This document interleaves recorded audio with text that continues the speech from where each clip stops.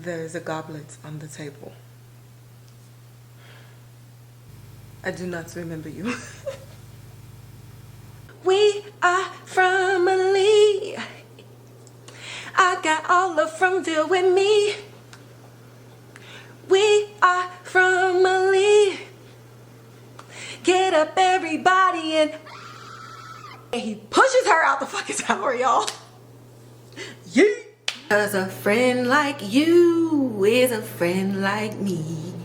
A friend like us is a friend like we. So long, farewell to you, my friend. Goodbye for now, until we meet again. It's been great to run and scream together in the box. Now it's time to say goodbye. Sayonara, Dale. Goodbye, good day, good evening, good afternoon. Chanel had no business even bringing that up. So they're just, being gossipy or whatever. And so Jax is like, okay, I'm gonna leave. So Jax goes to Lewis's house and she's all out like, give me my kids. I don't know why that was funny to me. And he was like, I don't want to make you mad. I want to make you come. Oh my God, yo, she was mad. I was gagged. And I was just like, he knows. He won. He won that round. He won. She's riding him reverse cowgirl on the couch. Okay, Will is like, this is the greatest job I've ever had. Who knew getting fired could be so good? Does Drake people have to secretly listen to Not Like Us because he gonna get mad? We'll never do that shit again. We'd rather die. Dead ass, they was dapping it up. They was like, yo, we are so sorry on behalf of our crew. We're gonna go back to our HR and our PR department and we're gonna make sure that we take care of our CEO, all right? Come on. What you thought this was? Just big jackets and talking a lot of noise? Like, no. Hands are being thrown. So Andre finally is like, bruv, don't you see we're in the middle of something? I don't know. I'm butchering it. Y'all, it's okay. Find me on Twitter and jump me in the comments. It's this clown that looks like the devil's reject. Like, it looks like even hell does not want him, because whatever they're supposed to do in hell, he takes it even lower. And he's doing this dance. I love how when, like, I'm doing nothing, everybody wants to be quiet. And then when I decide to do something, everybody wants to make noise. It's like, wow, should I fight? But a quick disclaimer. If you hear heavy breathing, loud dancing, and the sounds of hootie hoo, it's my dogs in the background. What? Who says there's a guy? Like, I can't. He's like, you all up in your phone. And so he starts teasing her like, oh, you won't text me back and stuff like that. And she was like, well, almost. He's separated. It's, it's just a thing. We're just going through a thing. And he's laughing because he's like, baby girl. But today isn't about me, okay? Today we're giving Tubi some love, okay? Everybody talked about Tubi. So what's the evolution of Tubi, right? I remember, because I'm old, when Tubi came out, Tubi was like a little bit above Crackle. So like if you think about airlines like Spirit and Frontier, Crackle was Spirit and Tubi was Frontier. I'm like, okay. What? Like, is this an episode of Christina?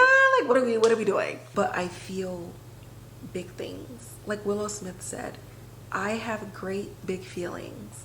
Can't shut them down or let them out. Like, I can't get rid of them and I can't get them out of my system. It's bad. Hold on. Am I spitting bars right now? Am I spitting or am I spitting? Hawk. focus. I'm doing too much. This is what I get. This is what I get. I think let's stop with wear this in an interview, but like ironically. I don't know if y'all have watched this before, but Sam Reed, Roland Jones, all of y'all, just throw him in like a crop top.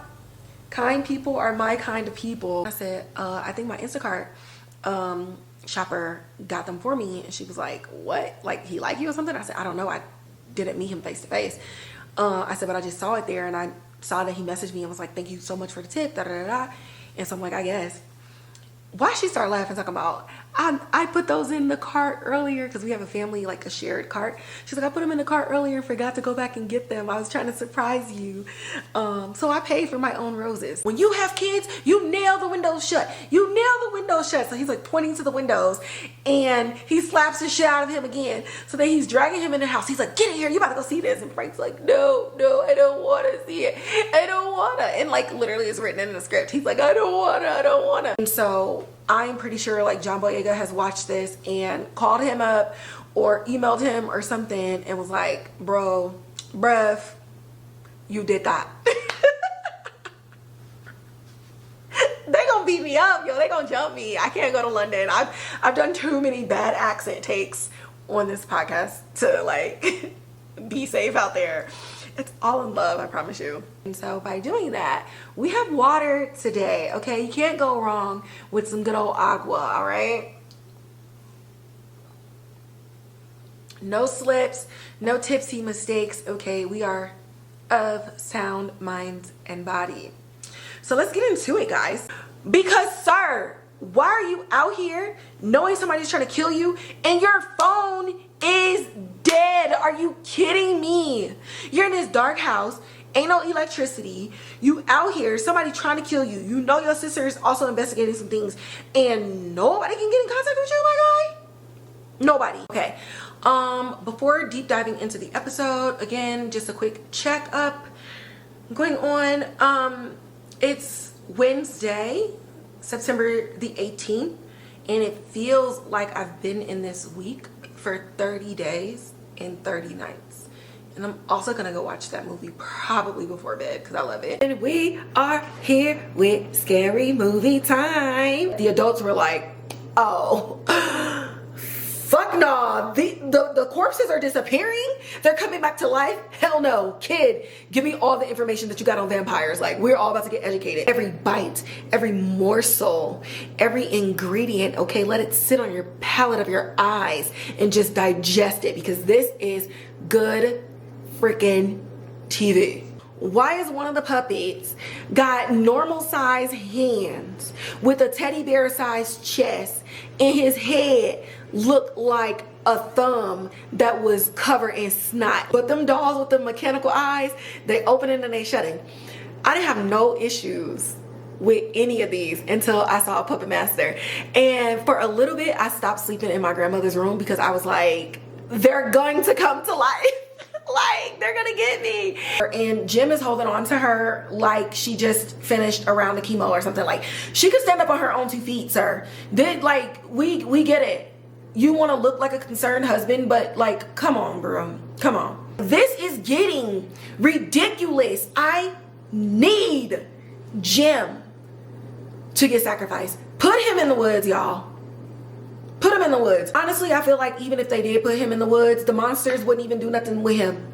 Wouldn't even do nothing with him. That's what I would do. If I was a monster that came out at night, I would walk up to Jim and I would show my face and my teeth and do all this other stuff, and I would leave his ass out there, and every morning they would find Jim out there still tied to a tree. Even the monsters don't want you. One of the ladies asked one of the dumbest fucking questions I've heard. Can you help him? Oh, now you want me to help?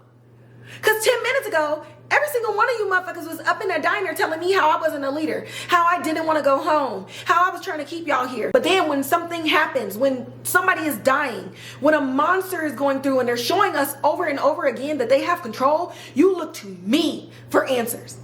You look to me. And you asking some dumbass questions. Now, how about you go lean on everybody else that you was rallying around and colluding with against me to go figure it out? Go do that, Sharon. Well, things start getting very freaking weird when Cecilia finds herself pregnant. Now, that's not really giving anything away. The name of the movie is called Immaculate, and it's a religious horror film. So immaculate conception, like hello, 1 + 1. If you are in a relationship with someone and you suspect that the person you're in a relationship with or their best friend are in love with each other, or one and the other, then go ahead and just turn this off. Like, it's just, you know, this is just one of those films, like I said last week. So we're going through this whole thing, and Sydney's like, look, you don't really know her. And it's very apparent when Reese, the fiance, invites Sid to her bridal party. And they're playing this guessing game like, who knows Dre more. Now, I ain't gonna hold y'all. I have lived a life, y'all. It's supposed to feel good, and it's supposed to challenge you about being true to yourself, challenge you about not making mistakes and going into relationships that you have no damn business getting into, all because you're trying to fit the mold or you're trying to like retaliate against somebody else. So if you didn't learn anything else, the moral of the story is don't have revenge engagement.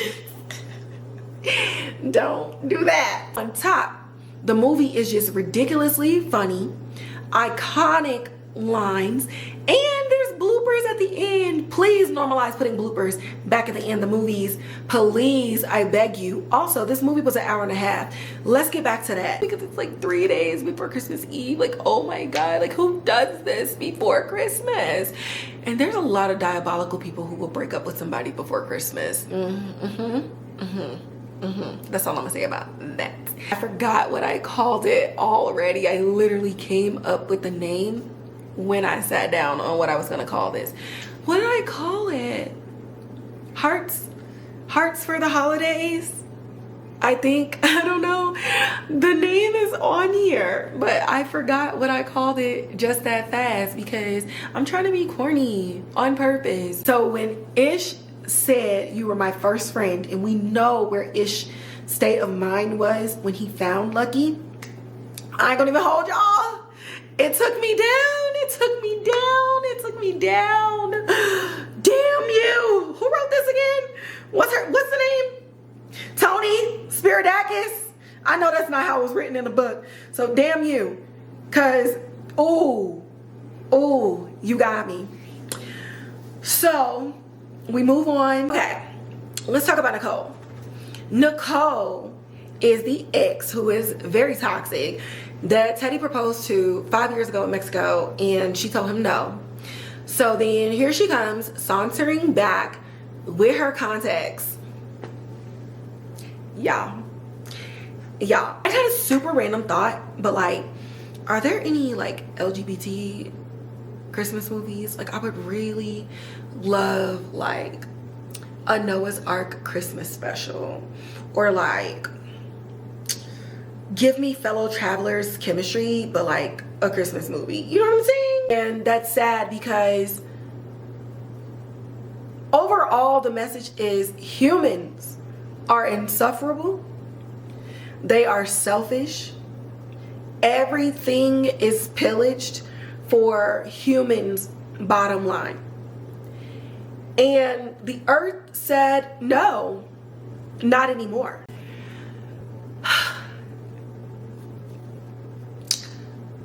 But these contacts